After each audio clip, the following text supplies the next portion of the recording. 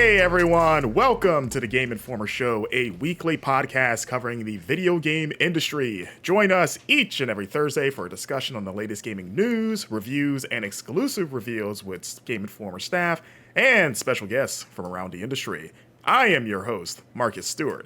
I am joined by the news hound himself, Wesley LeBlanc. Hello.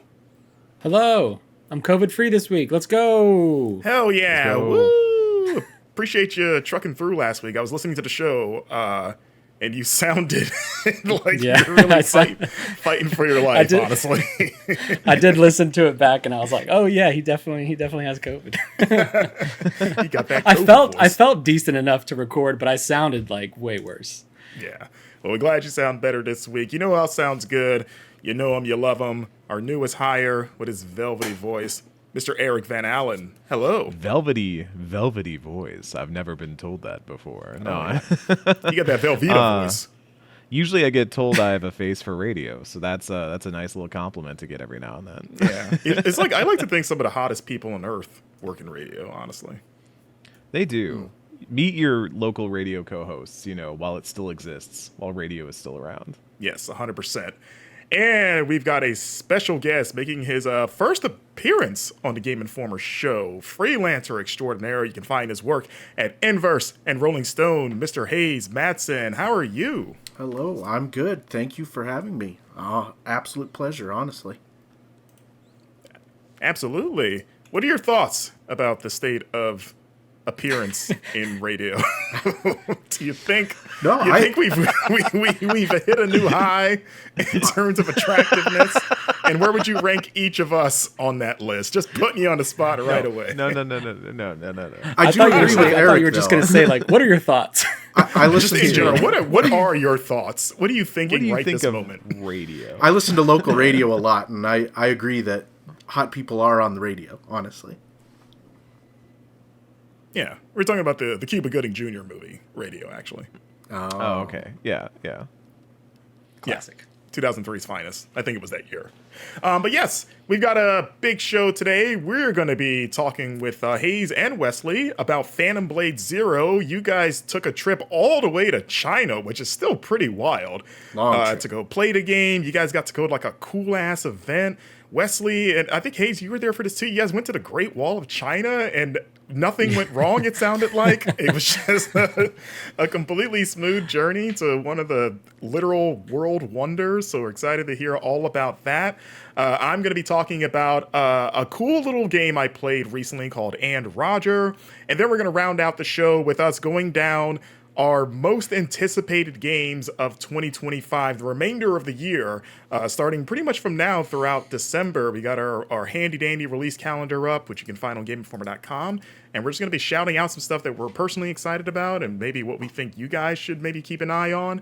And yeah, it should be a very fun show. But before we get in all of that, if you want to support Game Informer, the best thing you can do is subscribe to Game Informer magazine, which is what we're known for. We've been making video game magazines since 1991.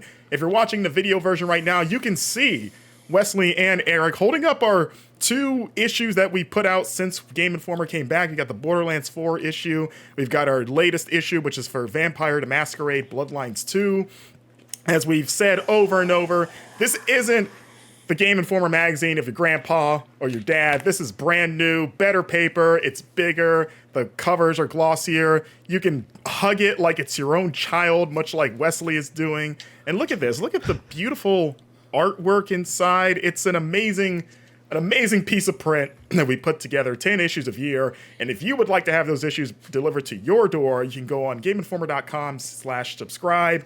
Our standard pricing is generally $70 for 10 issues. It gets you the physical and digital issue. Or if you are overseas, because we only ship domestically in the US, unfortunately, you can get the digital issue just for $45 annually. There's sometimes sales prices that I won't list right now because it changes all the time. So by the time, if I were to say a certain sales price, it might not be there by the time you listen to this. So I'd say go to GameInformer.com/subscribe. See what's going on right there right now. But if you enjoy Game Informer, we encourage you to subscribe. And also, 5% of every subscription goes to St. Jude's Children's Hospital. So not only are you helping us but you're helping a lot of sick kids. It's a really great cause. And yes, we appreciate the support, as always and as usual. But yes, without further ado, Wesley, Hayes, you guys went to China, what, like 2 weeks ago or however long it was ago? Yeah. How was that? How did this happen anyway? Because I don't. Of all the trips I hear in the game industry of people being flown all over the place, China isn't one that really you see pop up a lot. Hayes, I'll start with you. How was this trip? Have you been to China before, and how was it?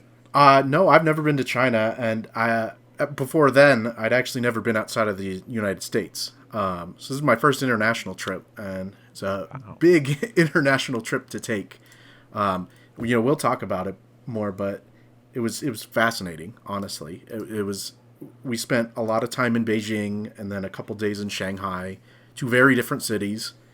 Shanghai is very technologically advanced, and Beijing felt very traditional, I think, old traditional, not in a bad way.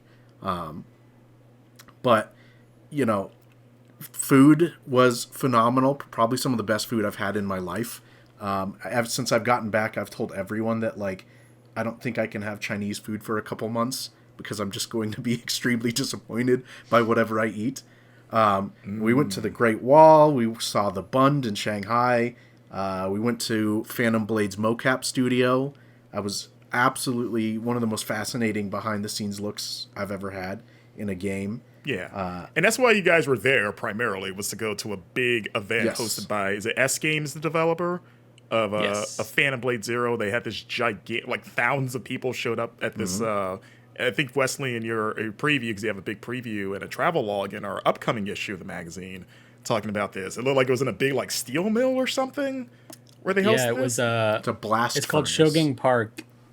Yeah, it's a decommissioned iron factory that's like a mega complex. It's like multiple square acres of land, and it was host to the 2000 something early 2000 Olympics and the 2022 Winter Olympics, and now it's it still stands, it's still an old iron factory you can tour, but they turned it into the place of this gigantic S party, which we were there for a preview to preview the game, but we were there alongside hundreds of content creators and influencers, and then up to 2,000 members of the public, just Chinese locals who wanted to play this game. So it was less that we were there on a preview trip and more that we were invited to an event equivalent of something we'd have here in the States. It was pretty nuts.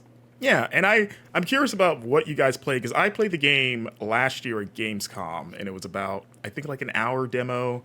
It was in a section where you just killed a few enemies, then got to a boss at the end.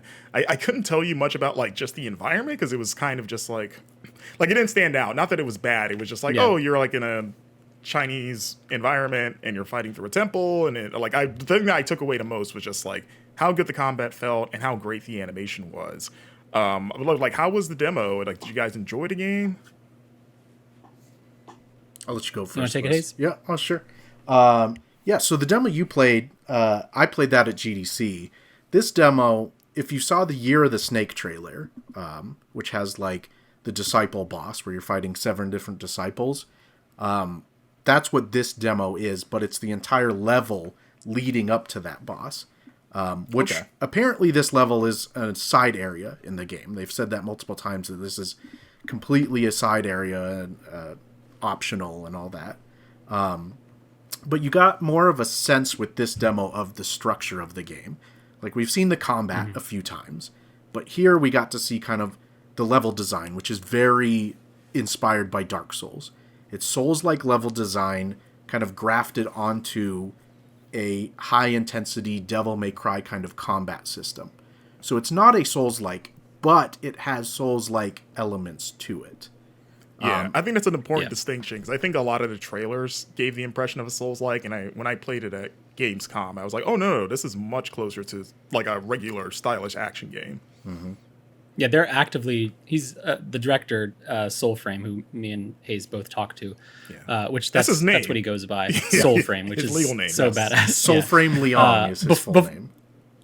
Yeah, and this was before Soulframe was announced by the Warframe. Okay, I was gonna ask. I was Yeah, like, was no, that he's a not- Yeah. chicken egg situation? Yeah, how does He's he not feel like about grafting that? onto this new IP quickly. He's like, but no, he's very like intentional with like we are inspired by Souls like level design, not like to a degree of like copying. It's very inspired, but like we actively do not want our game to feel like playing a Souls like in terms of combat and challenge. Like you are supposed to feel like a badass martial artist who is incredible at what they do. There is some challenge. And then something he told me in my interview, which I can't remember if it's in my feature that's going to be in an upcoming issue, but like for him, he says it's kind of silly, and maybe he's talking of other developers who knows that for a team who's developing their first like AAA game, because this is, they mostly do mobile games, and this is their first big breakthrough AAA game, to try to do a Souls-like, because the Souls-like requires like trust from the player, and you have to earn that. You have to earn the ability to be like, I'm going to screw you over and over and over, but I promise the reward at the end is going to be a sense of accomplishment that you can't get in other games, which is what From Software has mastered. And he's like, we're not going to do that. We don't have the trust of players yet. Instead, we're going to focus on Chinese martial arts and making you feel really cool while defeating these enemies in very glorious fashions. Yeah. What is the premise of this game exactly? Like, It's a great question. Who knows? Yeah. We didn't get to find out anything really about the story. So- I do have a little bit of insight into the story. It's the point they haven't talked a lot about yet, but essentially you play as a character named Soul, who's this like martial artist, very inspired by like heroes from wuxia films. And you're in this like decaying world, and Soul has only a number of days to live. And he's trying to take down some kind of assassin organization. But the big thing I know about the story is that when I talked to him at GDC, they showed me these 3 pillars for the game, where it was level design inspired by Souls-likes, combat inspired by Devil May Cry, and a cinematic story inspired by Resident Evil and Alan Wake. And when I talked to Soulframe this time, he said that the inspiration there is a tinge of horror. It's not a horror game, but like Resident Evil or Alan Wake, there are like horror vibes to it. So it's kind of this decrepit world, what they've coined the term Kung Fu Punk for their kind of world and their aesthetic, where it's steampunk mixed with traditional Chinese martial arts and Kung Fu and things like that. So essentially you're playing as a character who has days to live, trying to take down some kind of shadowy assassin organization in a wuxia-inspired setting. yeah. And for those that don't know what wuxia is, like, it's a specific genre of martial arts film. Like, the easiest shorthand is probably Crouching Tiger, Hidden Dragon, in terms of the most well-known Definitely one. popularized it here, yeah. Yeah. So, like, yeah, kind of like Chinese martial arts, but with, like, a lot of kind of fantastical elements mixed in. Yeah. Something also fun about the game's, not story really, but the protagonist is also named Soul. Yeah. So Okay. Love it. Yeah. Really good. And actually, this Phantom Blade Zero is based on a mobile game that S-Game made called Rainblood, like a decade Right. ago. Soul was the main character there. It's the same world called the Phantom World, but this game has kind of allowed them to fully deliver on the vision that they had with that mobile game. Okay. I feel like we're seeing a lot of that recently with mobile games specifically moving into premium products. Dungeon Fighter was doing it, a DNF, whatever. Grand Blue has been doing it. There's been a Infinity lot of that Mickey. movement. Honor of Kings is Yeah, one. or even just mobile developers getting more into the AAA space, especially in Asia and over there. Like, Yeah. like Stellar Blade's probably maybe the best example of like. I did one of my last features in our old GI era was like a big wide swath look at like South Korean development. And it is a lot of mobile developers who are like, we've kind of reached our limit in the mobile market, and a lot of players over there are moving from mobile to consoles and PCs now. So instead of like relying on mobile market, we're going to continue our mobile games and build these console games, which Japan has done for years. Obviously, their game development scene goes way back. South Korea is starting to do the same, and now talking with Soulframe, and he has a lot of industry friends, obviously, in China. He said like the same thing's happening in China. It's like a lot of these teams they've made money on mobile games. They're ready to to push for new audiences and new limits on console and PC. And that's what we're seeing happening here. Yeah. Interesting. And this is a premium game, right? This is not any like it is what you would traditionally consider like a box, buy it once, play it sort of thing, rather than a free-to-play gotcha style anything like that. Yeah, this is a single-player action RPG. And PlayStation is partnered with, I don't think publishing is the right word. I don't know if they're publishing. Soulframe was very cautious. He just kept saying partnered. So like PlayStation has partnered with them. I don't know if it's part of that Hero project, which I know is like another China-led initiative. It's not part of the specific China Hero project, but PlayStation is marketing it to a degree because it was revealed during a State of Play. It was like the closeout trailer in a State of Play. Yeah. Something that I learned from talking to him was this game it's got a lot of excitement behind it. I think one that has to do with like Black Myth Wukong's success last year, multiple million copies sold, and like a lot of eyes on the Chinese game development scene now. And people are kind of looking at this game as one of those, like one of the next games to do that. But he told me like when they announced the game, when they revealed the game in the PlayStation showcase, he did not know. Like they did not realize that was happening. And then it happened and he was like, oh, we're not like close to being done and people are very excited about this game. Is this why Sony asked me to send them a trailer? Yeah. Like so they get launched to this like main stage, and then I can't remember if it was him telling me or maybe he told you, Hayes, at maybe a GDC that the same thing happened with the Game Awards. Yeah. Was it 2 years ago or this recent one? I can't remember I don't think it was last year. I think it was 2 years ago. But they had a trailer at the Game Awards, and he said that... And they closed the show. Yeah, they sent the trailer in, but they didn't know where it would appear. They just thought they'd be in the show. And then the Game Awards happened, and they were the big closeout trailer. And I was like, oh, okay. And so, like, there's this team of, I think 40-ish people developing this cool Kung Fu Punk game. And multiple times now it's been, like, grand staged in front of the world. And they're like... And people are clamoring for it, and they're like, "Whoa, we're just making our game. We didn't know we were going to be continually pushed up this way."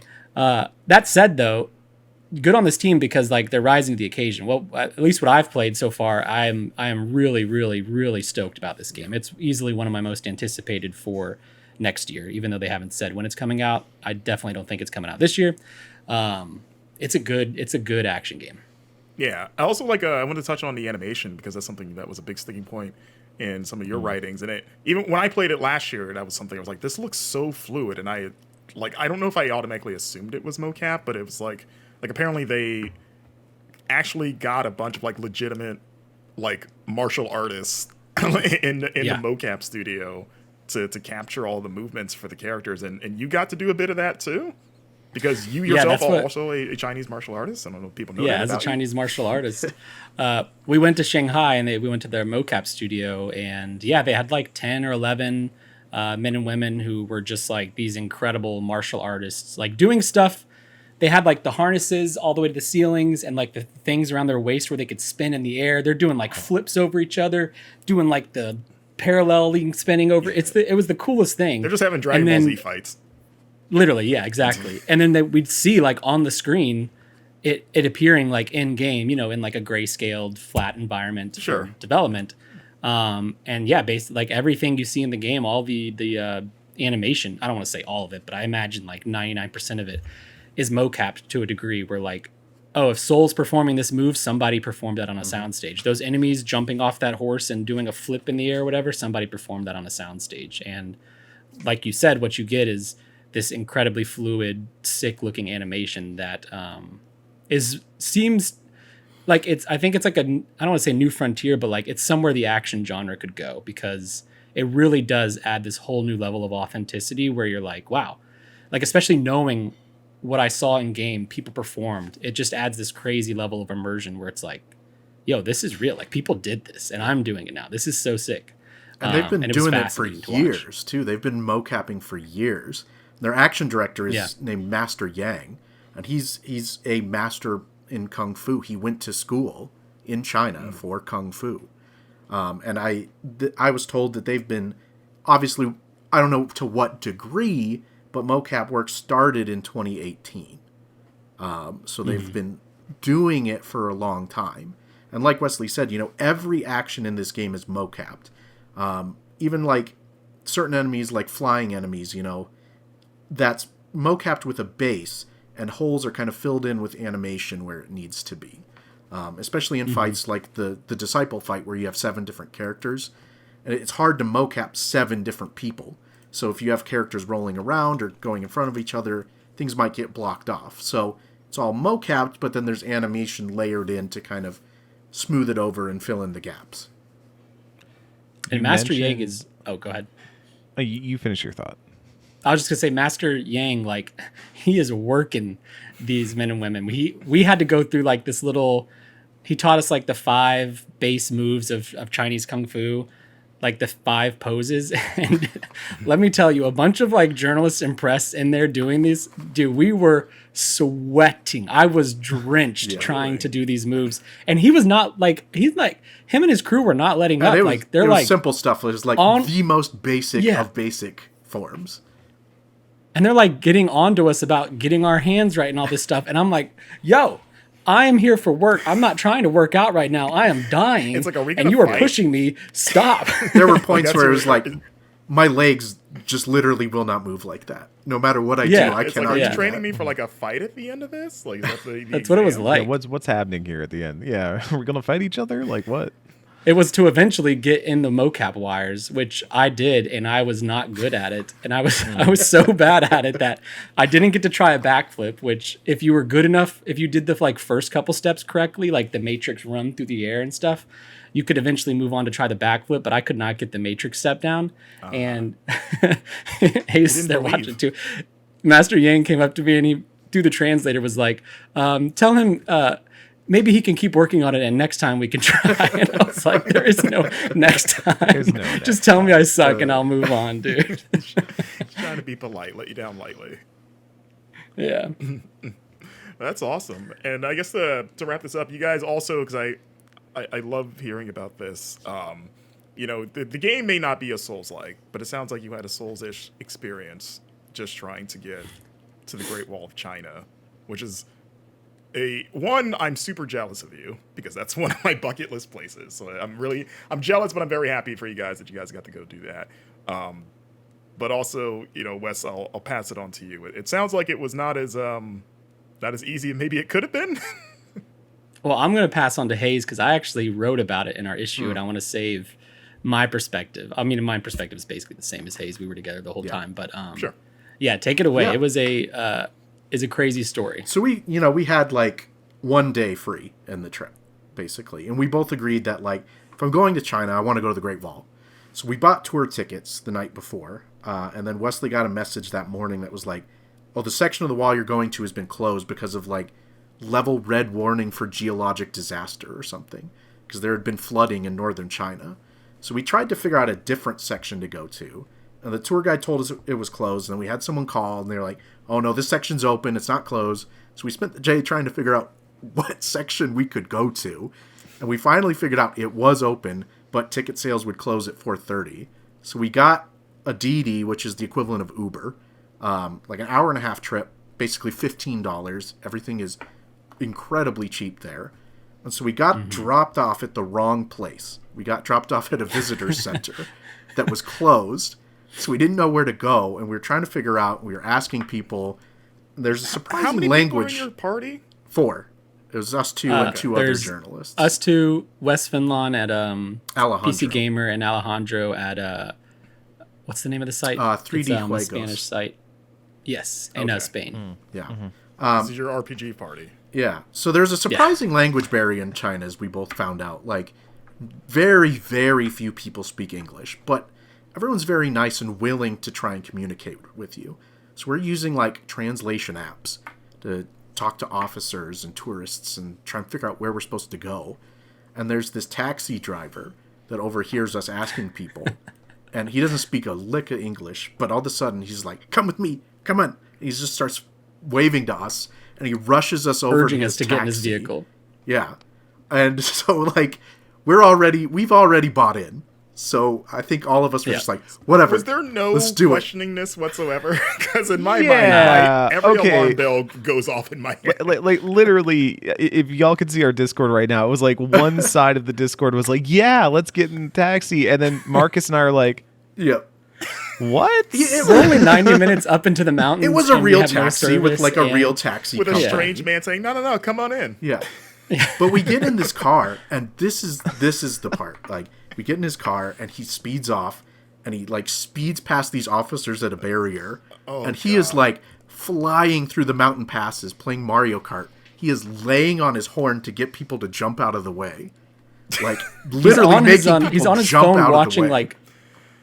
They don't have TikTok in China, but they have like an equivalent, and he's on his phone like while driving. He's scrolling, watching videos, like laughing. Like this is, it felt like out of a movie scene, and we're all just like, I don't even think I have a seatbelt on the back. I'm just like, you know what? Like we're here. We're gonna see where this takes us. I would say this is just crazy taxi. But he gets us. Yeah, He gets yeah, us to the ticket window at like literally 4:30 when it closes, and he jumps out and goes to the ticket window and like I don't know what he said to them, but he convinces them to sell us tickets. And so like we barely got in, and we bought these tickets, and we get up to the tram, like the ski lift tram, and they're like, "Oh, you got to buy tickets to the wall." And at that point, all of us are like, "Whatever, it's cheap. Someone pay. We'll figure it out later." And we get up on the wall. The whole thing, man. And this like thick fog has rolled in. So we're on the wall. But, Silent Hill 2, straight up. But you can't see off of it. And we're up there for like 20, 30 minutes. And then the officers that oversee the area are like, "Oh, everyone has to get off the wall. There's torrential rain coming." So we had to walk down the wall like 45 minutes in this thick fog. And they're like yelling at us at every Yeah. turn. Like there's officers everywhere. They have batons. They're like, we don't have Are they time yelling in to really English, stop. or I assume not. Or? No, in Chinese. No, not So really. like you It don't was know just- what they're yeah. saying, but you just sort of Yeah. infer. There's no everyone has We to inferred to from leave. others that the rain was coming, and we were also probably. I really think we might have been like the actual last group I to think reach so, the wall. yeah. And we were told we're not going to be able to ride the lift down, which usually you do just ride the lift down. We had to like actually hike down. We had to the walk wall. like 50 And, minutes down the wall. Yeah, Is there, like, a and it's road? not like No, you're no, on it's like the wall. it's not. And it's stairs basically. Like it's not stairs, but it's so uneven and like, you know, it's 500 years old of Very pavement. steep. And like, yeah, sometimes you're going up massive hills. Other times you're trying to walk down and you're doing that fast walk shuffle where you can't stop and you're like, please don't fall, please don't fall. Yeah. Yeah, and the whole time there's a dude behind us who's just like laying on us to move forward. We don't have time to stop or like take in the sights because we have to keep moving forward. But we did meet a And it's couple just- guys from Saudi Arabia that when we were got the taxi driver, they were also trying to get up to the wall, and they somehow Yeah. made it too. And so we talked to them. And they're like, "Oh yeah, we came for a day to see the wall, and then we're going back to Saudi Arabia." Yeah. Wild trip. And then we reached the end, and then at the bottom of the hill, at the base of the wall part we were on, the bottling wall, is like this really cool but spooky town. It's like I imagine it's very touristy. It's like When Disneyland, it's not almost, spooky like and- Main and Street dark outside. Disneyland. Yeah, there's neon lights and lots of cool stuff, but it was dark and foggy and moody, and they had like sirens going because of like incoming rain and time to get out of the town and that kind of stuff. And it was just crazy. They also had the KFC, which I thought was funny. I took a couple pictures of KFC. That's where I would have acted. because it was That like was there when they built the wall, actually. Yeah, That was exactly, during yeah. that That's wall. what. Yeah. Kept, the kernel of the wall. Yeah. Kept the Mongols. And yeah, so it was just like, it was just wild. And then we had to find a way to get back home, which we did with a taxi or a DD or whatever. And yeah, it was definitely the kind of trip that our bosses would like have not. If I would have told them as it's happening, they would have been like, Wesley, you are not actually allowed to do that. You're on a work sanctioned trip. You are not going to go up to a wall while there's flash floods 90 minutes into the mountains. Do not do that. Which is why I did not tell my boss about this until after. But it all worked out in the end. Yeah. On one hand, I applaud your go-getterness. I think that's great. On the other hand, we got to work on your self-preservation instinct. Yeah, it's like I'm very Yeah. happy that you guys got to see it, but you I guys do are also feel out of like- your damn minds for getting in that car. If there weren't four of us, we wouldn't have done some of these things. Like if I was by myself, I would not have done most of that, right? Yeah. But the yeah. fact that there was If four we of felt- us we felt- gave us solidarity, especially when everyone was like, you know what? Hell with it. Let's do it. Yeah. You're like, yeah, 4 of us are harder to mess with than one. No, Like, we just no, learned you're- all the kung fu basic stances. Yeah. We can use those. Exactly. Yeah. I can matrix walk. But yeah, that it was wild. It was the wildest work, because when we go on work trips, it's fun to like you try to go and explore the area you're in if it's somewhere cool, and that's definitely the most wild, risky adventure I've been on outside of work hours. But it was worth it. It was fun. It was really cool, and I'm glad I got to see the wall. And now there's a very crazy story that the 4 of us have. Yeah. Well, yes, you can keep an eye out for our next unannounced issue of the magazine. You can read Wesley's full Phantom Blade Zero preview and his rendition of this wild story. To pivot, much like Hold on one Zipping second. to Complete. Oh, what's that, Wes? Hayes has a lot of good coverage up Yes. already. Yes, that yes. people should go check out at Inverse.com. Inverse. Yeah. Yes, absolutely. Go to inverse.com. Check that out. Man, the game I'm about to talk about probably couldn't be any more different than Phantom Blade Zero. But I played a very, very cool little indie that dropped a couple of weeks ago called And Roger. Have you guys played or seen this game at all? I've heard of it. I know a lot of people whose tastes and opinions I respect in the industry have been saying, play this game and don't learn anything more about it. Just go play it. So I'm already breaking one of those rules here now by being on the podcast. But Yeah, I will avoid, because this game is going to be tricky to talk about in terms of the plot, because kind of the mystery of the game is what is actually happening here. So I'm going to have to apologize if I sound like I'm like talking around things. But like the idea, so it's a kind of like a visual novel-esque puzzle game that reminds me a lot of Florence. I was just going to you ask, guys is it remember like Florence? Yeah. yeah. Yeah, I love Florence, and I had to look up to see if this was the same developer, just because there's so many kind of like, sort of the game design. It's very similar in how they approach sort of gamifying their like really like personal interactions.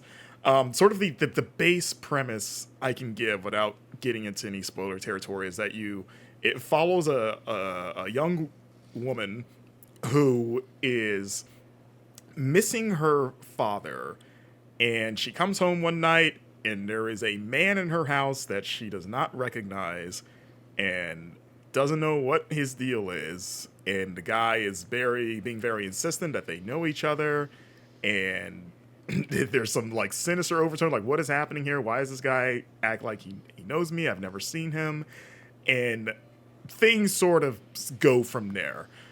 It's a very short game. Like you can easily finish it in an hour, if even. It's just 3 chapters, and basically the way the game works is that it's got like the way they sort of like every scene is sort of its own playable vignette.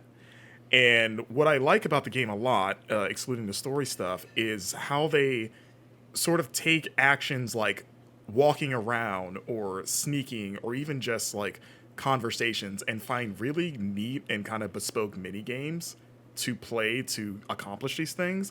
Like there's a sequence where you're trying to sneak from this guy and you're like trying to hide behind a couch.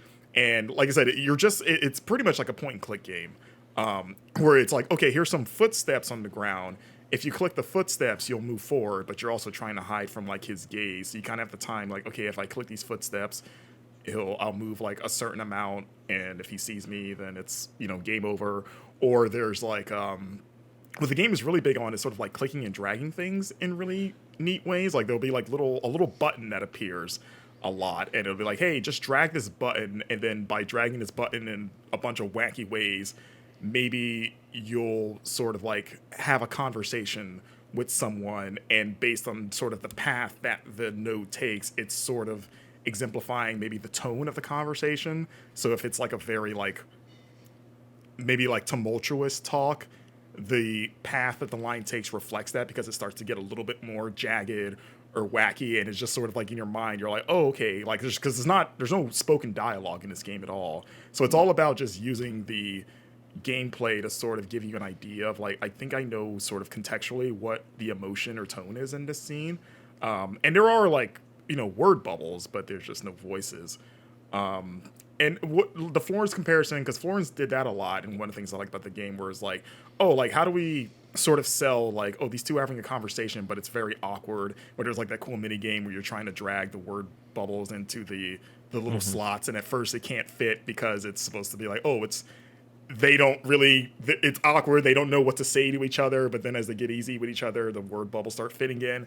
It's a lot of that kind of stuff. Like there's a really cool segment where you're trying to escape this guy, and you're trying to get through a door, but you don't, it's like a series of like, okay, I need a key, and I need to turn it the right way, and then I need to push through the door. And to sort of like create that panic that would come from that, there's like a bunch of different dots on the screen, and only one of them does what you need to do. And you're just clicking through all of them. And the ones that don't work just kind of drop from the screen. And you're just trying to find the one that actually does the thing you're going to do. So you're like frantically clicking. And you're like, I don't know if he's like right behind me. And I don't know how much time I may or may not have, but I need to find the right one. Or like you have to remember certain sequences, or it's like, okay, I need to brush my teeth. And again, they give you a bunch of dots, and it's like one of these dots turns the faucet on, another one puts toothpaste on the brush, and then another one, you know, does the actual brushing, but they're moving around the screen, and I kind of have to try to keep track of which one is which, and you have to do it in the right order. So again, it's just like, this is supposed to be challenging to her for some reason. So it's like effective in making it feel like this is a really basic action, and I cannot do it. And it's taking me longer. And again, I'm trying, it's so hard to talk about this game without trying to contextualize why things are like this. But again, that's one of the draws of this game. Is like, I think it does a good job of like right off the bat, you're intentionally supposed to be very confused about like, wait, what is happening here? You'll jump through, like things are sort of told out of sequence, where like you'll jump through different phases of this person's life. And so you're trying to piece together like, okay, this is happening at this time. What does this mean? And I think it does do a good job where like the first chapter is supposed to intentionally be confusing, but by the time you get to like midway through chapter 2, at least for me, I started to understand what was happening here. And I think it does a good job of like not dragging it on too long to where you just feel lost the whole time. And I think when things do start to become clear, I think it feels really rewarding. And also even after finishing the game, and I want to go back and replay it, and I was hoping to do it before this, but just didn't have time. It's like I'm pretty sure I got what the game was going for, but even then I was talking to my girlfriend who played it too, and we were just sort of picking each other's brains like, do you think this is what was actually happening? And I think we're both pretty much right, but it is one of those games that it's kind of fun to talk to someone and say like, what did you get out of this? What do you think was happening with her and the guy, and sort of like just the journey they went on. So apology if this all sounds very scattershot, because again, this is a very hard game to talk about without being able to even like lightly get into like any of the story revelations. I think things start to kind of unravel once you do. I feel like every once in a while we get a game like this, Behind Your Eyes, Before Your Eyes, came to mind immediately as something where that's also a game that you can probably beat in about an hour. Yeah. And to tell you too much beyond very, very basic story setup, and even that is kind of giving away some of the push and pull. And I've made some enemies in the past for my stance on I don't think we should be as concerned about spoilers as people tend to get.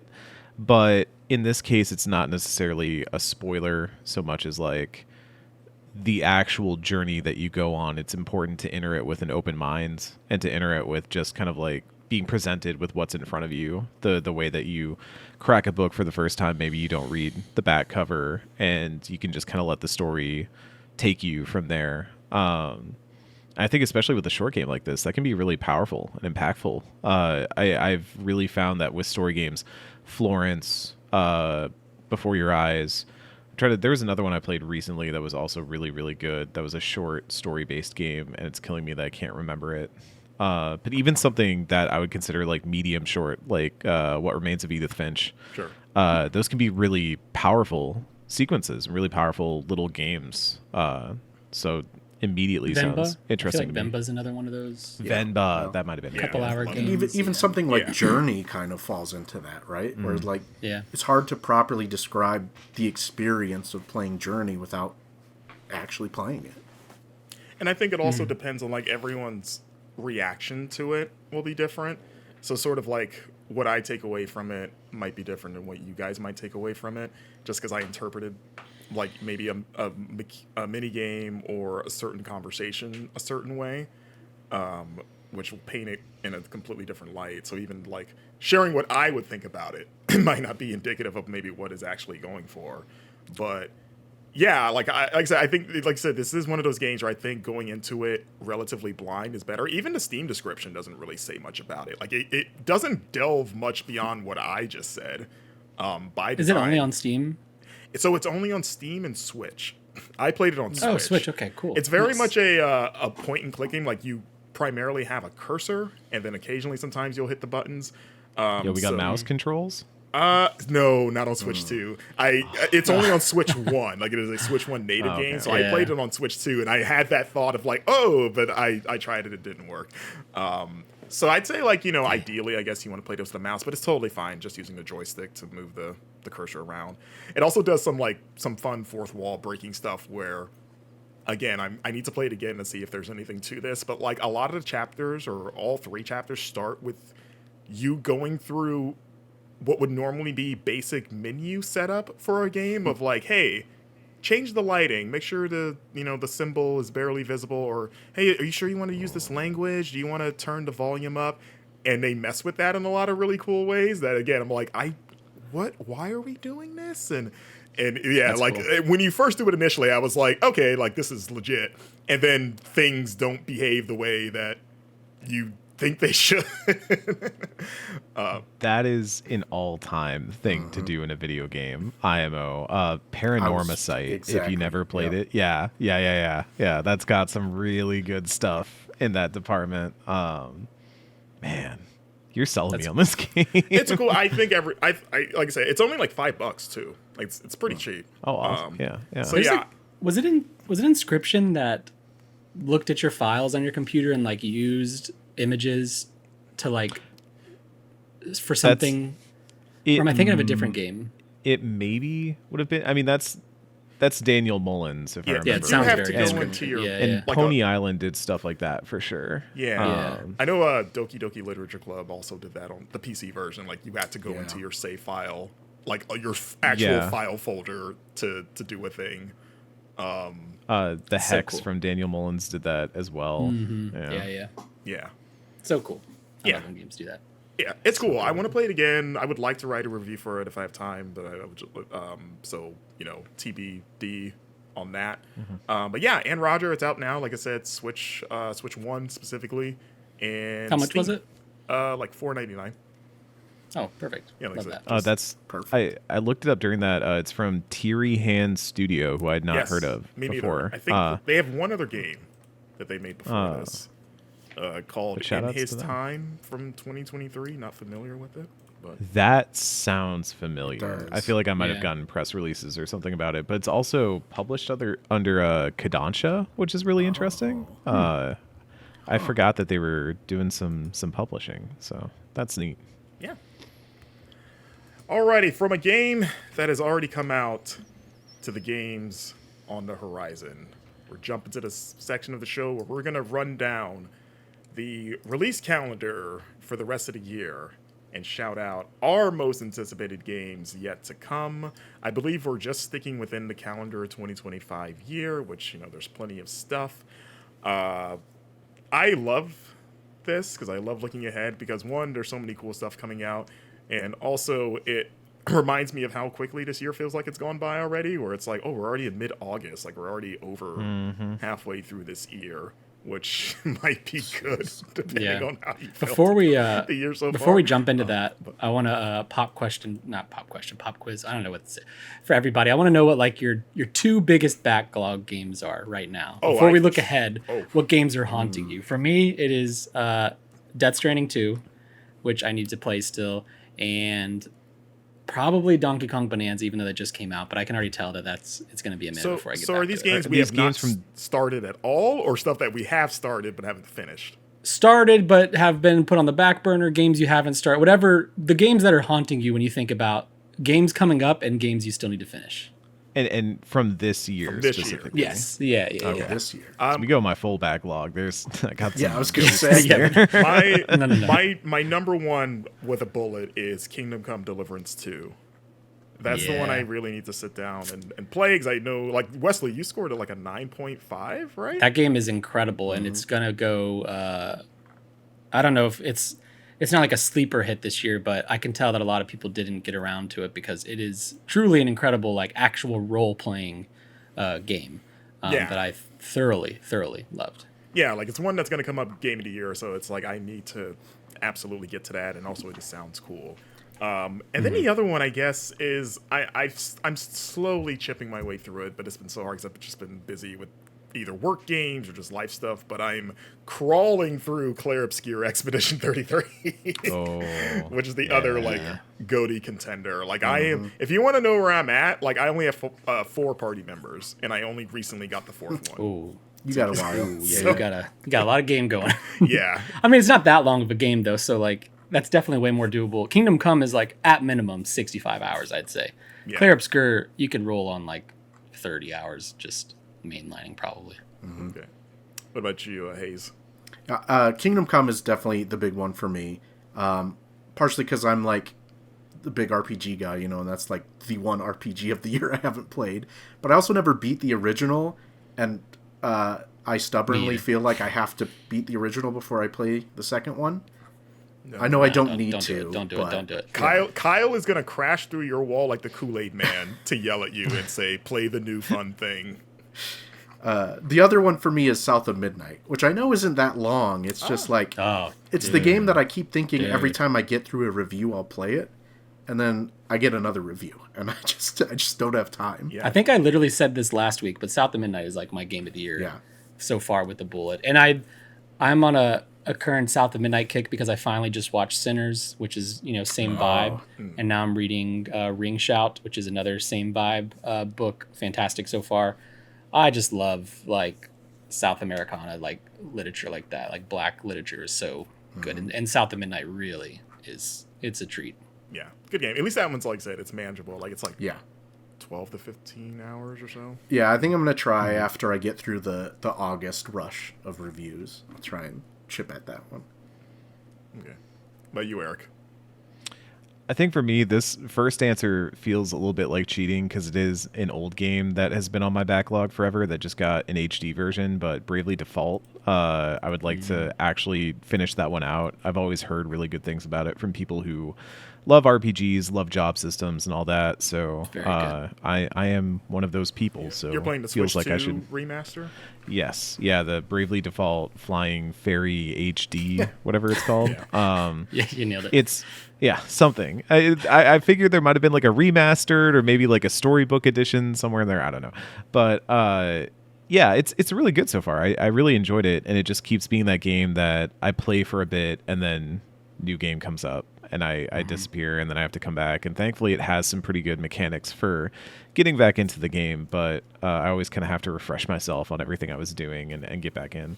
And then the other one is Despelote, which was a soccer, football, depending on where you come from, game about just kids playing soccer, is my understanding. It's like I play this, and that's also a very short game, like an hour or two maybe.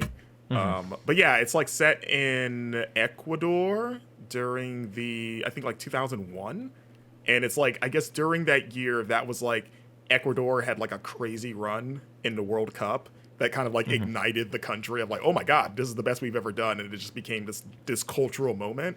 And sort of like, that's the backdrop for this story of this kid that is like really into soccer slash football, and you're sort of like living his daily life throughout 1 week, going through his stuff, but that's kind of like everything of it's kind of painted with the kind of hysteria of how like, oh my God, we might get to the World Cup. Yeah. What does that mean for us? And it's really interestingly it's juxtaposed against really huge political upheaval in the country too. Yes. So like that's happening, but you're seeing it through the eyes of like this big soccer event because he's a kid and that's what he cared about. There's another game that came out last year that was also on my backlog that I still haven't got around to. I think it's called 1921: A Deep Slumber or something like that. But it was similarly a game that was about everyday life during political upheaval. And I always really like those kinds of games. They're really fascinating, especially if they expose me to just a piece of history that I'm not personally familiar with and like put me there. Like that's the thing that games can do, right? Is put me in the middle of those things and help me experience them with context, with world understanding around it. So Despelote, art style alone already had me in, and then the idea of incorporating culture, sports, place and culture, all that kind of stuff within a place of the world that I'm not very familiar with, all sounds fantastic. So that's one that has been on my radar, and a good friend and very good writer, Moises Tavares, wrote a great piece on it over at Digital Trends, if you want to check that out, and basically sold me on, yes, I need to play this before the year's out. Alrighty. Well, now that we've set our picks, I'm going to ask all of you to find a knife, because we're going to make a blood pact that we're all going to finish these games by the end of the year. Okay, just very like Tom Sawyer, Huckleberry Finn style. We have to reconvene in December and see who is finishes. Eric, you have probably the easiest list. Yeah, my tastes, as I have learned, is that all of my games are on one of two ends of the spectrum. I love a good like 8-hour or less game, and I love a good 60-hour or more game, and everything in between, whatever. I don't Waste care. of time. Yeah, these 20-hour games, get them out. You either here. gotta put time into this, or just like an evening or two into this, and anything in between. Like, what are we doing here? Which is weird. That's where Claire Obscure was kind of strange for me, where I was like, oh, that was a moderately paced, nicely, measured out game. That felt weird to me. But yeah, no, I luck out in that way. So Bravely Default, I don't think is too. It's a long game. I beat it on 3DS. It can be. Came out. Yeah, it can be. long. The end game gets pretty. There's a twist that happens. It gets that, pretty like, lengthy in a way that I didn't like at the time. You think it's ending, and then it's like, oh, I have 25 more hours. Yeah. Let me tell you, I've played so many Tales games. I'm way. so familiar with it. Yeah. Yeah. I love a good Tales game ending where it's like, oh, we're done. No, we're not. We're not even close to done. Yeah. What are you talking about? We really like Here's Return of the Act 3. King and decided we should do that. Okay, well, with that in mind, we'll I guess we'll maybe take turns going around the horn, just shouting out some stuff, and if there's if we say anything that anyone else also is excited about, we'll sort of chime in. Since I'm the captain of the ship, I will start us off, and it's a game that comes out pretty soon at the end of the month, and I don't know if I'm necessarily as much excited about this game as I am just extremely curious about it, because it was announced so long ago. But it's Lost Soul Aside. Yeah. That was my first pick. Oh yeah. So it comes out August 29th. For those that don't know this game, it's what we would call like, it was like weird Devil May Cry Final Fantasy 15, where the protagonist looked almost suspiciously like Noctis, like legally distinct Noctis. And this was originally developed by one guy in China, and it was supposed to be for PS4. So this is how long ago this was announced, because I don't think the PS5 had even been announced yet. And apparently the story was that he was making this game by himself in his old time, put out a trailer that looked extremely impressive, especially for a one-person studio. And it caught the attention of Sony, who then reached out and basically formally took on the game as a publisher. And I believe he has since kind of like been given a team or recruited a team, but it's not just him anymore.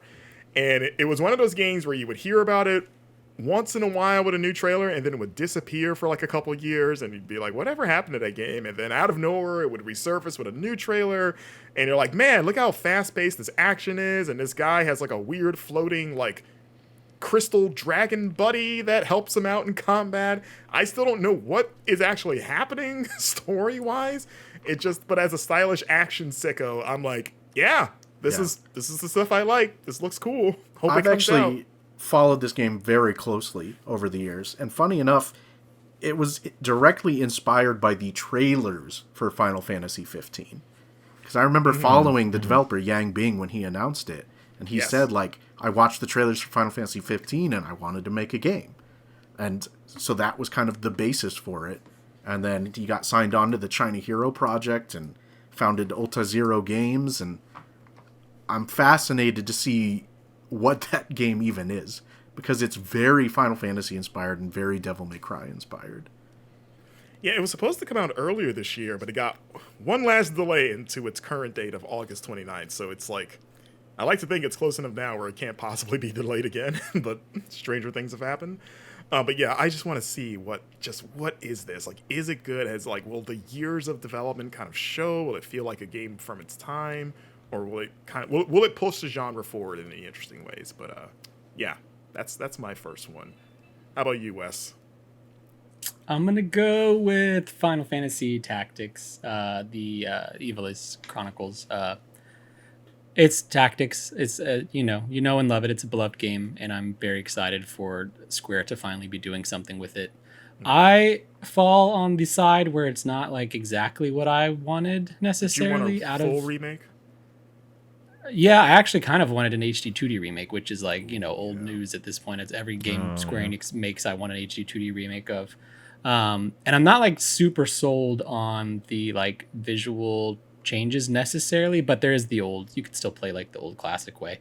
I just hate that you have to do the new art to get all the new like features in the VO and stuff. I wish it was like a button you could turn the art on and off. Sure. That said, I mean, these games are great, and I'm excited to play them again on like modern consoles. There's not much to it. I just love Final Fantasy. I love Tactics, and I'll take anything. I need people to show up and support this game, even if you don't have any interest in playing it. Please, for us, for the Tactics sickos, please, we need more. Yeah. You think they'll do this with the agree. DS games that nobody talks about, like A2 and stuff? Oh, I love A2. I hope so. A2's so I just good. played through A2. I beat it a week ago. Oh, nice. Holds up.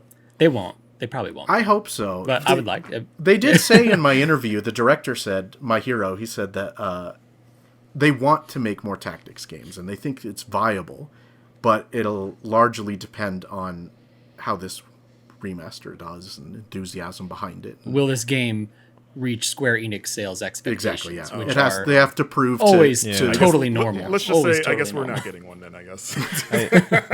I have a feeling that if we were to get more Tactics from Square in general, they'd probably sooner return to the well of triangle strategy or do something with Asano versus this project. But I would love to be proven wrong. I am always happy to be proven wrong. I need this to happen so that way the Tactics upswell continues, and eventually Atlas will have to remake Shin Megami Tensei Devil Survivor, one of the greatest Tactics games ever made. It has to happen. You're running out of games to remaster, Atlas. I know you are. I'm keeping a tally. How about you, Hayes? Yeah, so Tactics would have been my pick, but my other pick is actually Trails in the Sky First Chapter, another remake. Oh, yeah. I am, as Eric knows, I'm a huge Trails sicko, and it's a series that's hard to tell people to get into because there's 10 games and they're all 100 hours long, and it's like, it's worth it. It is worth it, but... Yes, former editor and RPG enthusiast Kim Wallace, Yes. I would talk to her because she was a big Trails person and would be like, swear by it, like, it's one of the best, like, low-key series out there. You should get into it, but also it's not the easiest thing to get into because there's so many. One of the best stories in video games, hands down. Yeah, but that's what she would say. First Chapter is going to finally give people, like, a full remake of the first game and a really good entry point, because the first one is, I still love the first Trails in the Sky, but it is dated. It is clearly dated. So I think Falcom has come a very long way since then, and integrating a lot of the lessons they've learned and the updates, and their really surprisingly gorgeous animation that they have now. I'm I'm so excited. It's an all-timer of a story. That game made me cry multiple times, and I will probably cry again in the remake, I'm sure.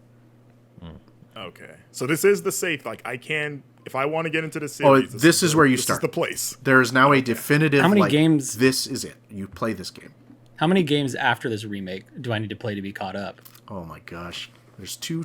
So there's two Sky games, the, 2 Crossbell games. Yeah, the Sky.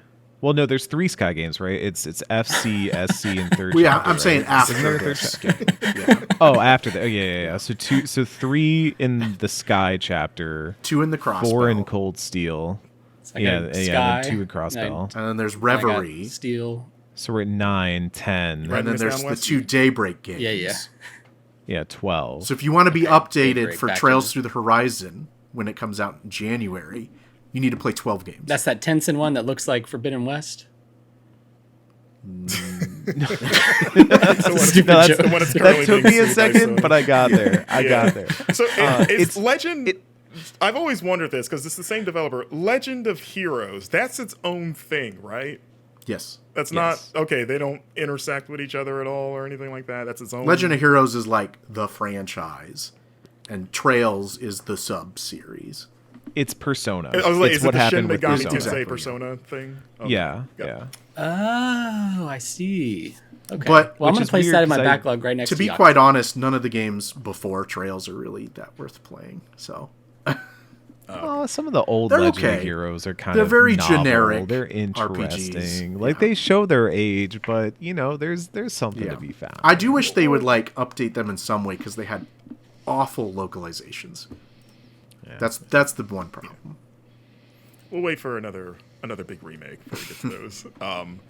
Eric, how about you? So I have like 2 games that I would put as my top 2 for this year right now. We've had a very RPG stacked go around right now. So I will move my like 1.25 down and do my number 1 with a bullet because I talked earlier about games I love on the spectrum. I love like smaller hour count or large hour count.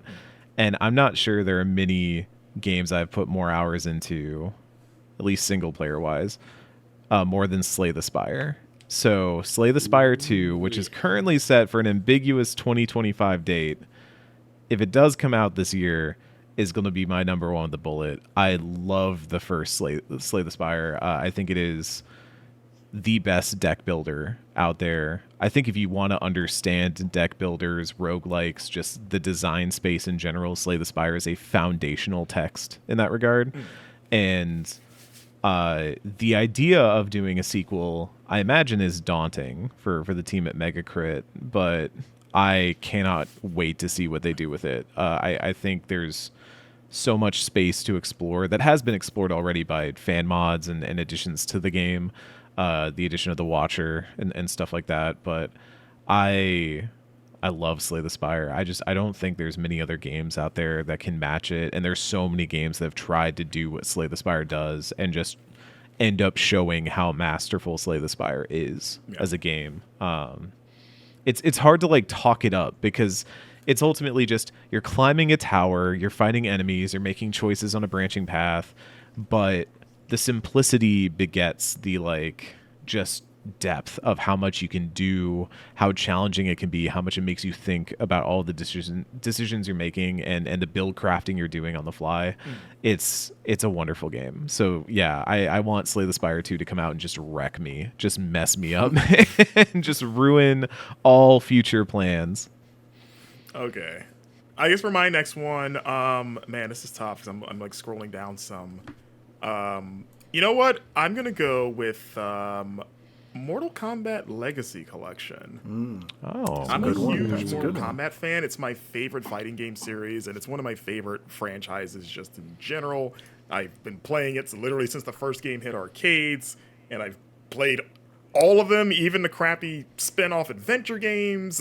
Like anything Mortal Kombat, I just want to get my hands on it. I love this idea of just bundling a lot of the old games and a lot of even of the obscure handheld games, which I I've never played those into one package. This is by Digital Eclipse. This is like, it's not technically part of the Gold Master series, like the making of Karateka and Lamasoft, the Jeff Minter story, but it's in that vein because it's got the interactive documentary, which I'm excited to watch. It's got like Ed Boon and John Tobias back together, which was pretty wild to see.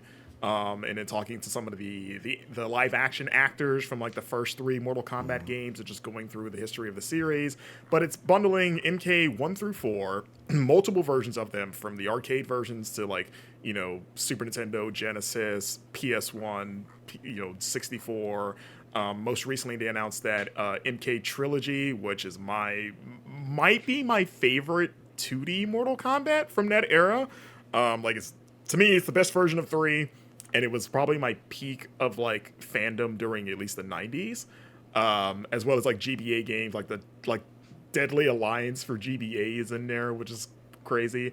And apparently we still don't even know what the full package is, because I interviewed someone from Digital Eclipse during Summer Games Fest, and they teased like, oh no, we haven't announced everything that's in here, which was evidence because they announced Trilogy after that. Mm-hmm. So I did ask them explicitly, like, are any of the adventure games in here like Mythology Sub-Zero or Special Forces? And he kind of gave me a coy, like, maybe, you know? So it's like, I would love to have those. Those are terrible games, but I would love to have like a modern way to play them. So yeah, just as a Mortal Kombat sicko, I think it's such a cool idea for a bundle. And I'm super excited to see what that full lineup of games looks like.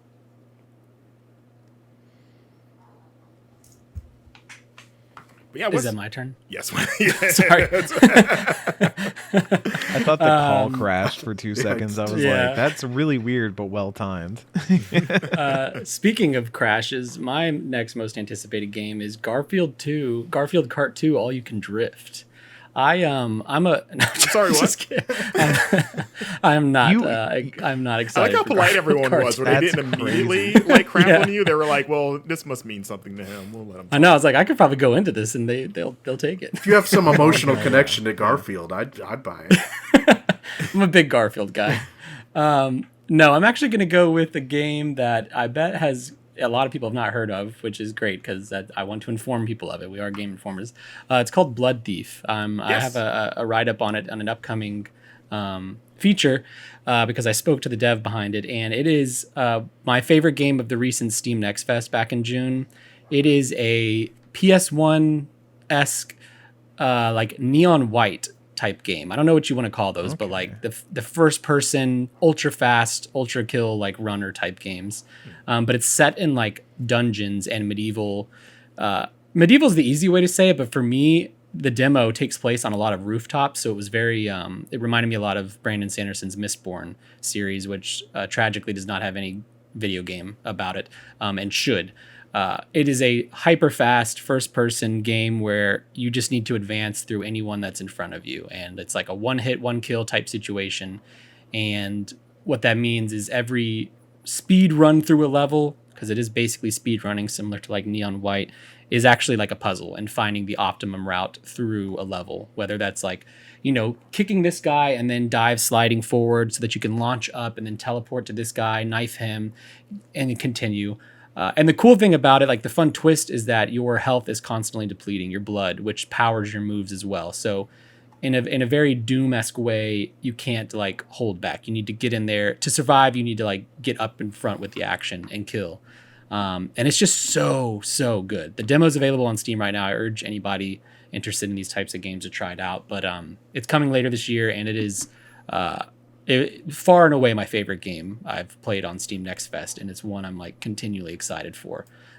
It is so good, and the visual style is really cool. I can't emphasize how PS1 it looks. It's awesome. Yeah, the game looks cool. Is the demo still up? Like, can people still play it? Mm-hmm. Okay. Yeah, it's a public demo, and then the dev told me that it's like the last demo, so like it's the most. It's the final demo for the game, so it'll be the most like true representation of what to expect. Because he's been very public about the game's development since years back, putting out like pieces of the game for people to try and tweak, and yeah, very excited. Oh yeah, the game looks super cool. I'm excited for that. Mm-hmm. Hayes? Yeah, I think my second one's got to be Mina the Hollower. Yacht Club's new game, the Shovel Knight developers. Shovel Knight to me is like one of those like Mount Rushmore of indie games kind of game. And Mina the Hollower just looks, and I played the demo too, and it's just fantastic. It's like it's almost like their take on like a traditional Zelda, right? But they've integrated so many interesting mechanics where you have a whip like in Castlevania, and you have the HP restoration system like in Bloodborne where you attack to gain HP back. And you have that dig mechanic where you can go underground and pop back out, and there's just so many interesting things happening in that game. Not to mention, like, the art style really evokes, like, those GBA Zelda games. And I love how it looks. I love the soundtrack is incredible. So far, I love everything about it. It's one of those few games that, like, even before I played the demo, I could look at trailers and be like, that's probably going to be in my top 5 games of the year. I don't usually say that about a game beforehand without having played it, but this is the one that I'm like, this looks so much like my jam in every single imaginable way. 100%. Yeah, I played the Switch demo that they released like a week or two ago. Last week. Yeah. Yeah, and I had a blast with it. Also, it just looks nice on like a big Switch 2 screen, which is pretty treat. But pretty much echoing everything you said. Like I love how Zelda it is, and also a little bit of Castlevania in there. Just maybe like the sub-weapon stuff reminds me of Castlevania. The like digging around stuff. Like there's some cool like environmental puzzles and like obstacles that seem to be designed around it. I think it's nice to like, because you see a lot of games that are like inspired by 2D Zelda, but you don't see a lot that try and do something like genuinely really unique with that format. We have a really good documentary on our YouTube channel, shot by Alex Van Aken, about Mina the Hollower's creation. 2 cool things about the game and the documentary is it was like a side project or like a solo project that someone at the studio was working on, and then Alec Yacht Faulkner. Club saw it, and they were like, yo, this is so cool, we're going to make this our next game, which is very exciting. And something really exciting to me is, like you said, Hayes, Shovel Knight is like, it's so good. I feel like it's kind of behind the renaissance of indie that started back in 10 years ago now. But they haven't put out a game. They've put out some spin-offs a new of original Shovel Knight game, stuff. Yeah. Yeah. And like, I'm so excited to see what Yacht Club has taken from the landscape in the past decade. Like they were looking, they were watching, they were seeing what games were doing. Like what have they taken from the past 10 years of game development and created with Mina? Super exciting. Awesome. Eric, back to you.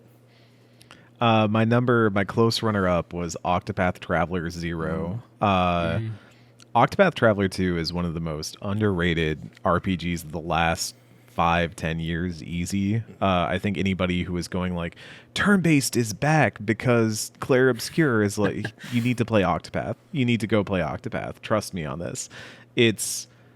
I was not a huge fan of Octopath Traveler 1. I've said as much. I thought it was an okay game that had some neat ideas, but ultimately didn't really live up to its concept or some of the things it was drawing on. Octopath Traveler 2 solved all that and then some with its path actions, with its storytelling, with the character writing, individual characters that I think are some of the best RPG party members in any RPG, again, like in recent memory. Characters like Particio and Casti and Temenos are just so incredible. I love Oswald, the bulky black mage. I love that we get like a bear black mage who just like got buff and he got jail body and then just came out and started casting spells. I love that for him. And so take all that.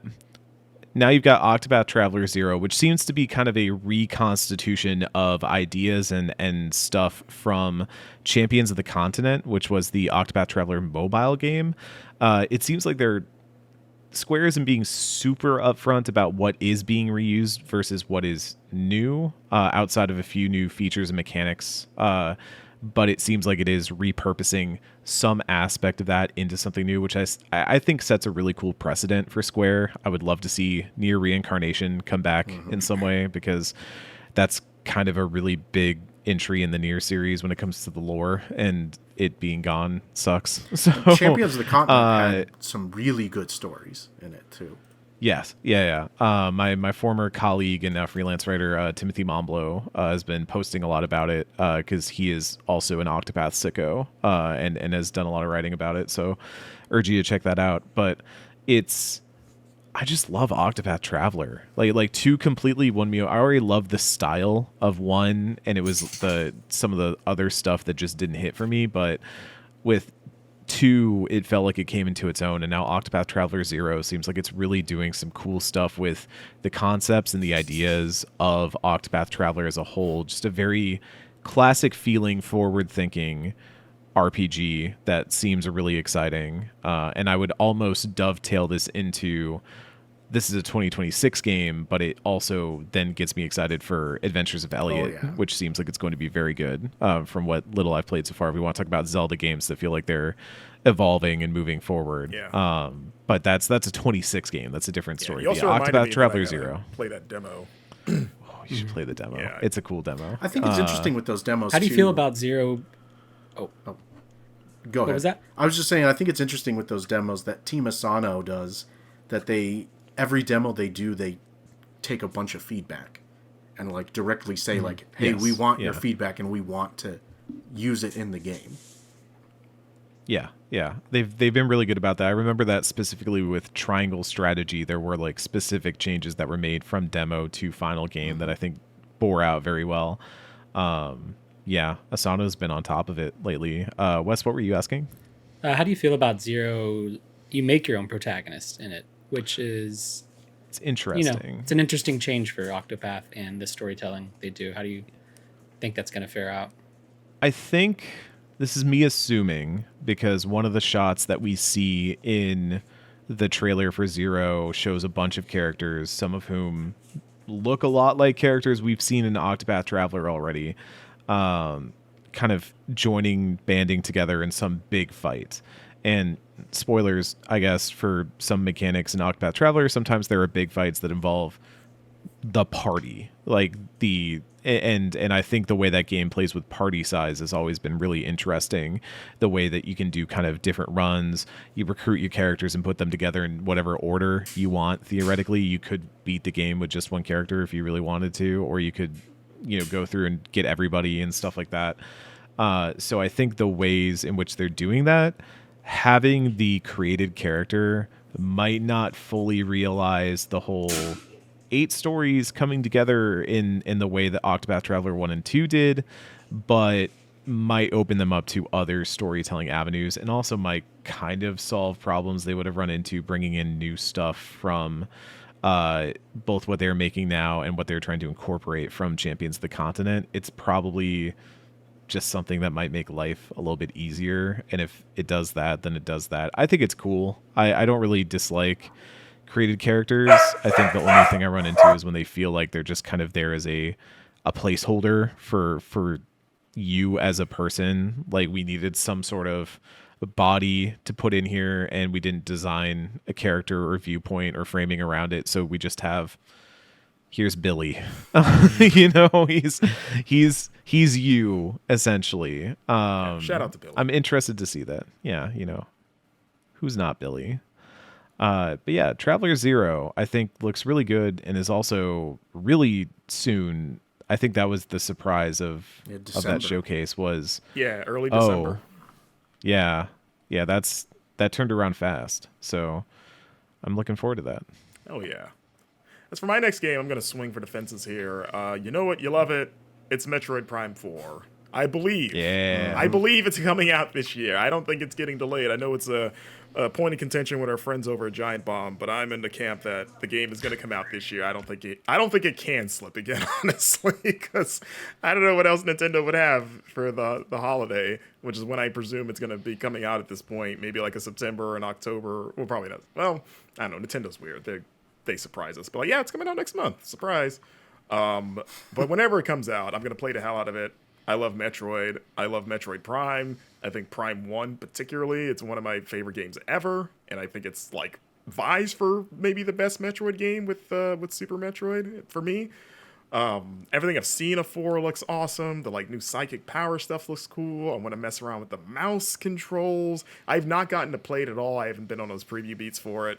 So I've just had to live vicariously through our peers as they talk about it. But it just looks like it's just what I want. It's like, yeah, that's a new Metroid Prime game that looks nicer and runs at like 120 FPS apparently. That's sweet. Give it to me. Like that's one of those games where it's like, as soon as I have it, just don't talk to me because I'm just gonna want to play it as like, leave me alone.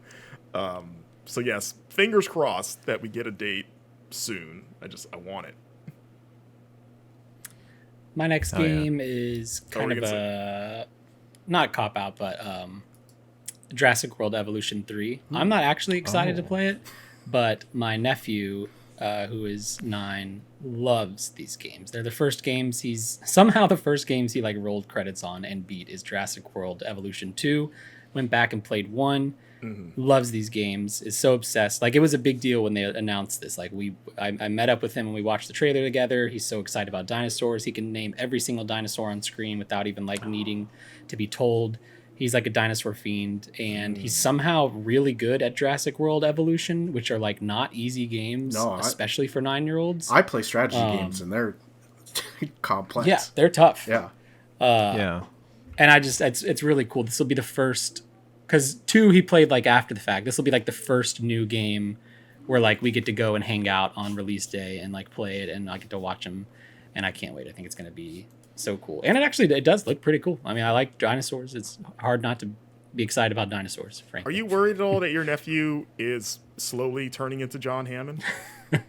He might be, but he I don't know. He has, well, John Hammond loved dinosaurs too, and my nephew has like a deep love for animals. Like, he doesn't like when people squish bugs. He doesn't like animals being hurt or anything. Like, he really, really loves like nature and stuff, and wants to be a zookeeper.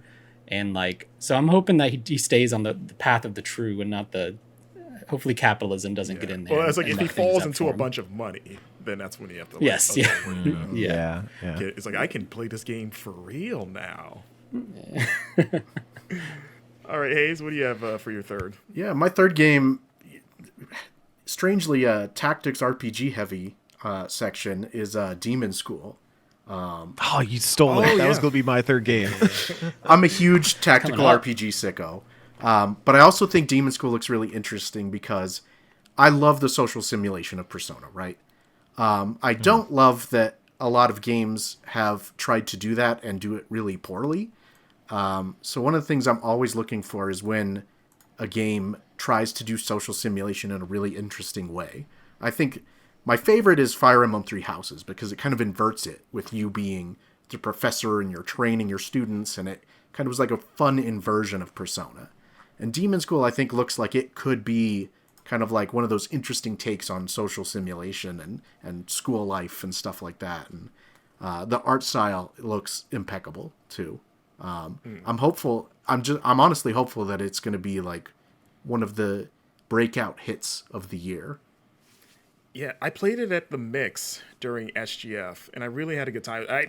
It's one of those games I'd kept an eye on for like, God, it felt like that game's floating around for years now. Yeah, it has. Yeah. But SGF was the first time I'd gotten to go hands-on with it, and I was really impressed, because I like tactics games too, but it had a bit of, specifically Into the Breach in it, just because of like the enemies kind of like telegraphing their attacks, and you kind of have to plan around that. Like, you're pretty much just like plotting turns and then just hitting the play button and seeing how things go and seeing if you planned everything the way that you thought you did, which I was a huge Into the Breach fan, so it was clicking those boxes for me of like, ooh, okay, it's one of these. I like that. And yeah, with the cool art direction, like you mentioned before, yeah, I'm really excited about this. This is going to be like perfect Switch game when it comes out. Yeah, 100%. All right, Eric, what is your third? I'm still mad my third got stolen. Demon School was my Turns third. out we like the Looks same very, games. very good. Who could have guessed? No, with that in mind, this is interesting. I'm going to float maybe one that bends the rules a little bit. And this isn't so much as I think this is going to be a grand slam. I just want to see how this pans out. I want to see if this becomes a ripple change or not in the genre that it releases in. 2XKO is supposed to hit some sort of open, closed, beta access thing this year. It seems like their release cadence is hewing towards what they did with Valorant, what Riot Games did with Valorant. Yeah, for those that don't know, this is the Riot Games fighting game that's the set League of in the Legends League of fighting Legends. game. What was the original name? Yeah. Project L, like the Project working L, name? which I hate. That was a better name. You think so? 2XKO sounds like you're going to go play NBA 2K. Yeah, I've been saying yeah, this. no. I'm like, yo, you want to go play some 2XKO? I'm like, that's a weird way to pronounce NBA 2K, but yeah, let's go. And they're like, no, we're playing League of Legends. And I was like, oh, okay. Project L makes it sound like it's a underground fight club type thing. Like there's a bit more of a vibe to it. I am Sure. Have you tried pronouncing it twice co and seeing if you like that better? twice.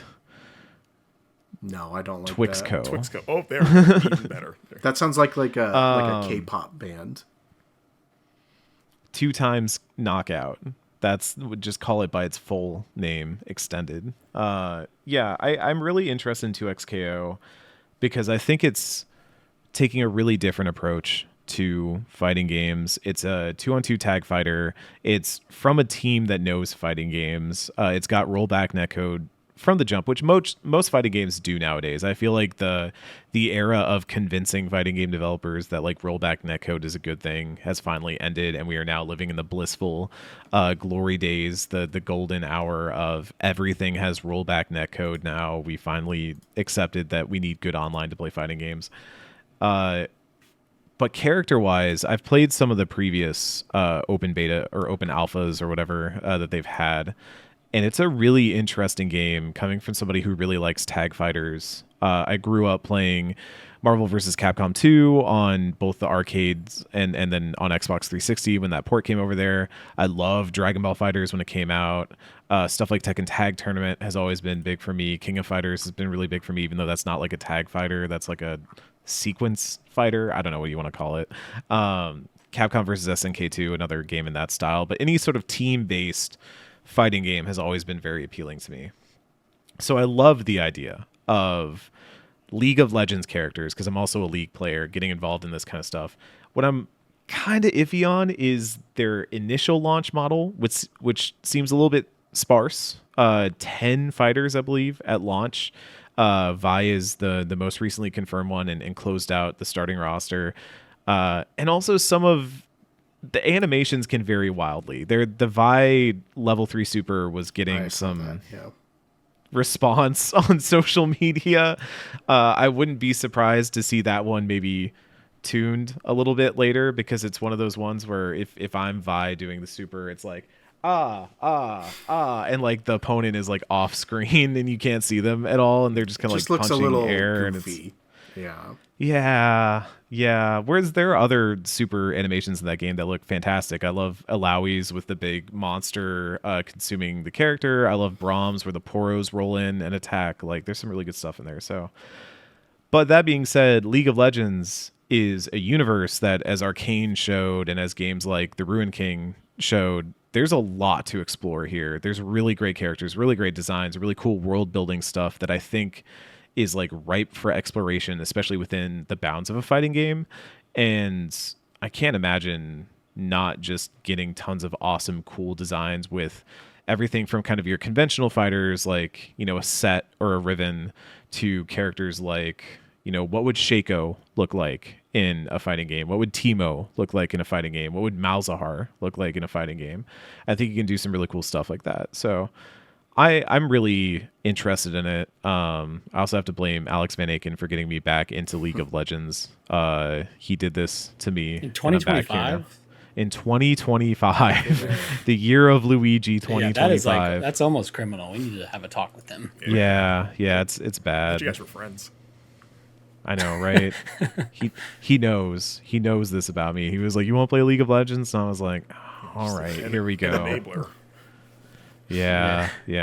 But no, it's cool, and I like that Riot is expanding beyond the MOBA. They've been trying so much stuff, and I feel like Teamfight Tactics really good. There's been some other stuff that they've tried that seems to have varied. I love the single player stuff in Legends of Runeterra, their deck game, but it feels like they're still kind of waiting for the next thing that takes off at the level of League of Legends. Maybe 2XKO is it. Maybe not. Who's to say? But I could see this being a big game and potentially having a big tournament at Evo next year and stuff like that if things go well. So the closed launch of 2XKO is my game number 3. Okay.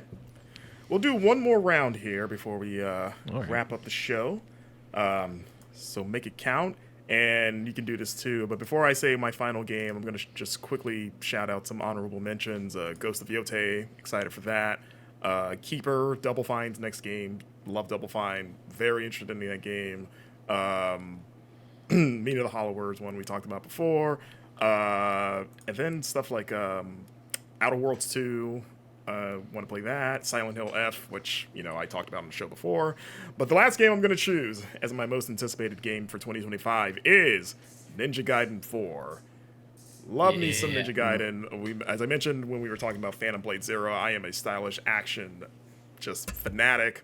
And I played this at Summer Games Fest, and out of all the games I played there, this was the only one where I was genuinely bummed that I had to stop playing. Like, even sometimes when you go to events like this, if it's something I'm having fun with, when they call time, I'm just like, well, okay, I can wait for, when it's supposed to come out. This is one where I was like so locked in. It was like just as a Ninja Gaiden fan, where I was just like literally, like the room melted away. It's like nothing existed here. I'm just going in here as this little shaggy haired ninja, because you play a new guy named Yakumo, and you're just tearing through dudes, and everything looks super nice. And I'm just like, yeah, this is gaming right here. And also that it's just a cool meeting of minds, because this is developed primarily by Platinum Games, with Team Ninja, the series developer, sort of like overseeing it.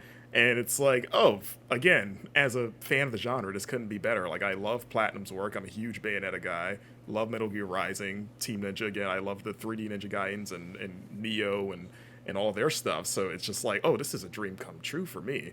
And what's cool about the game is that it is simultaneously, like, it feels faithful to Ninja Gaiden in a way where, like, if you didn't know Platinum was on this, you probably wouldn't immediately guess it. Because it behaves the way, if you're a fan of this games, you would want.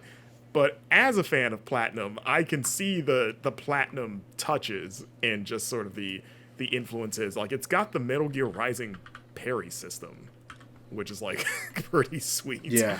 Real sicko hours, yeah. Yeah, and then just other little, like, additions that they've added to the game where it's like, oh, this is peanut butter and jelly, basically. Yeah, it's like I don't really have much more to add other than like it's just fun as hell. Like I said, I played for like what was it, like 30 minutes I think we did, and I was just like, yeah, like nothing mattered again. Like I said, it's like this is just so much fun. So I'm super psyched. I think this is, and it's not too far away. It's like end of September, I think. Yeah, it's pretty close. Or early October, somewhere in October, something like that. I might be wrong. It's October 20th. Okay, so maybe it's further away than I thought. But anyway, it is my Halloween treat then. My pre-Halloween treat will be Ninja Gaiden 4. There's still plenty of time to play Ragebound, as me and Marcus have professed. So good. Yeah, I'm like halfway through that. That game's super fun. Yeah. And there's also that Ninja Gaiden Black, or Ninja Gaiden 2 Black, that came out earlier this year, which was a really good remaster of that game. Mm-hmm. Okay, for my last game, I'll do some honorable mentions. Pokemon Legends Z through A. Mostly just excited to see how that pans out. As boring as it is, like that performance needs to work on that game. That game will ride or die for me on performance, which is a very lame way to talk about games, but like that's the state of Pokemon. I'm in like 2025. morbidly curious about the game just to see how it performs.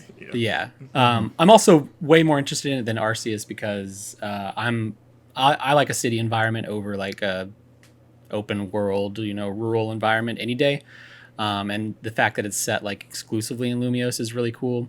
I think the Z through A tournament is a cool idea. And I like that it's pretty drastic of a sequel in terms of changes compared to Arceus. I think it's a really cool thing for them to do, to change so much, even though Arceus was like well received. Ball X Pit. Yeah. Devolver Digital's big game coming this year. I think everyone needs to play the demo. It's a roguelike brick breaker, and it is as obsessive as it sounds. It's really, really good. I've spent so much time with that demo. Yes, and I know it's just I'm same, and it's like just the demo. Yeah. But my actual last game is one that you already mentioned, Marcus, and your little honorable mentions. Ghost of Yote. You know, it's the easy answer. YouTube commenters, don't worry, we said it. I'm talking about it. You don't have to delete the comment that says I can't Stand believe down. we're not You talking probably about see this. it on the Stand screen down. right now, maybe. Who knows? Yeah. Ghost of Tsushima is awesome. Obviously, you know, it's an old book at this point. Like, I'm excited for the sequel. I think what I'm most excited for is so Ghost of Tsushima was up against the open world formula. Like, that's kind of what it was tackling, was the tired formula that Ubisoft had kind of distilled open world games into. And I think it did a really good job of changing that up and giving us something different.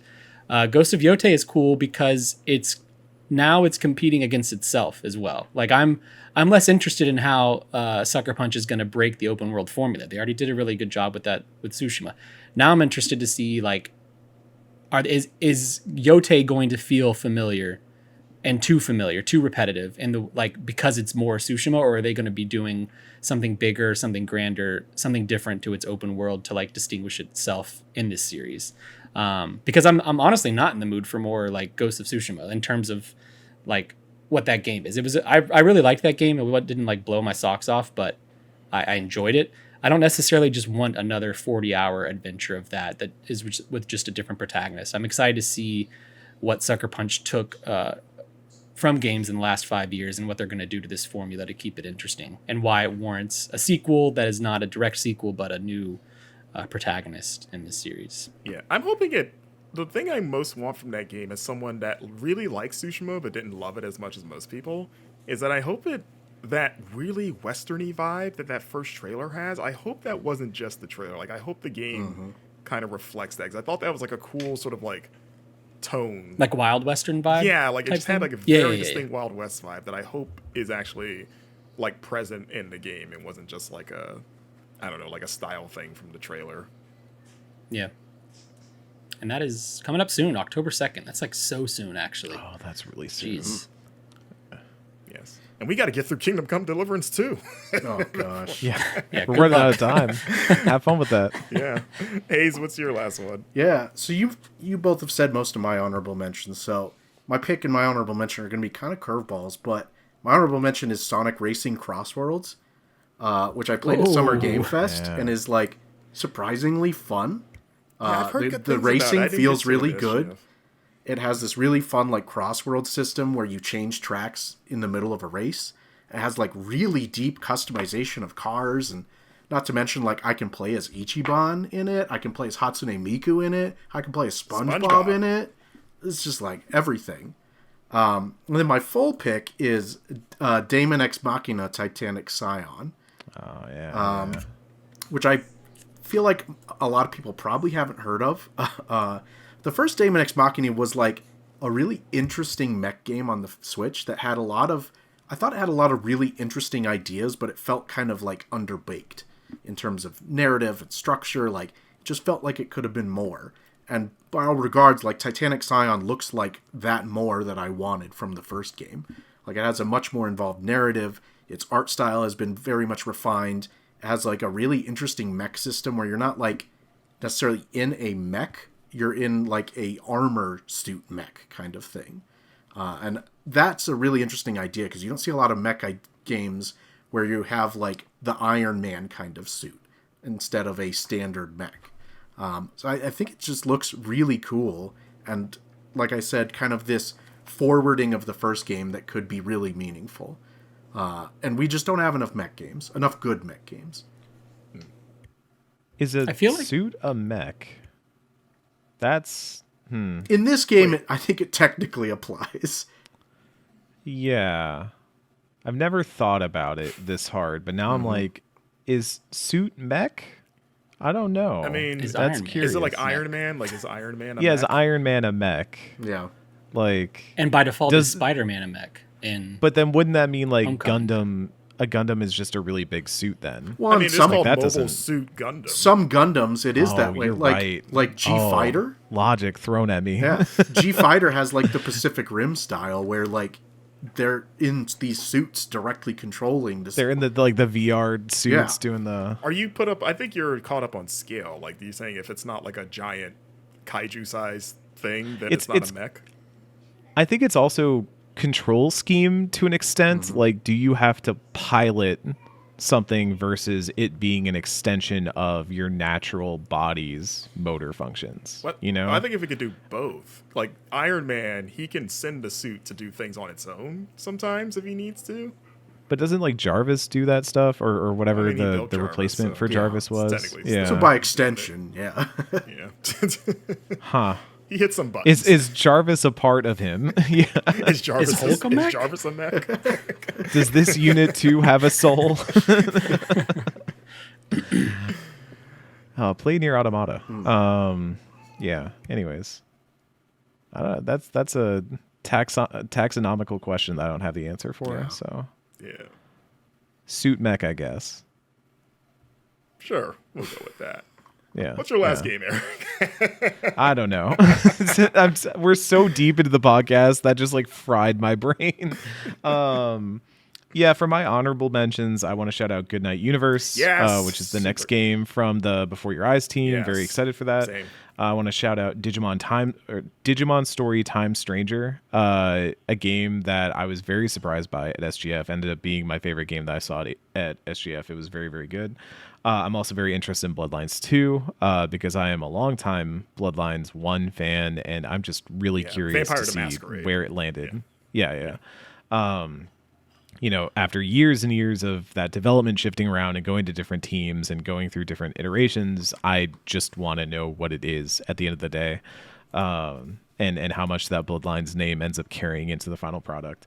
But I think for my last big one, it's another ambiguous 2025, I believe. Still, I checked the calendar, and I think this is still labeled as a 2025. I'm like double checking it now, and definitely not ramping at the moment to make sure. It is. Oh, it's coming soon on Steam, so maybe I won't say that one. It was Witchbrook. I believe Witchbrook is kind of ambiguous where it's going to land, so that It one is is supposed kind to of be up there. 2025. We know that. Yeah, it's on our release calendar as 2025, but I'm curious about that one because I think just the idea of, you know, somewhat magical living in a community and going to a magical college and doing all the sorts of, you know, just kind of vibing and doing magic stuff is like really appealing. I really want to see that. I love the art style. I love the way it's all laid out. I love that's coming from Chucklefish. Obviously, this is not the next Stardew. That'll be Haunted Chocolatier down the line, but I think Witchbrook has looked really promising in every showing that it's had so far. It's looked like something that can really stand on its own and do something really cool, and be even a little bit more than its premise of just magical life sim. So I think that one has real potential to basically drop and completely dominate the conversation for months afterwards.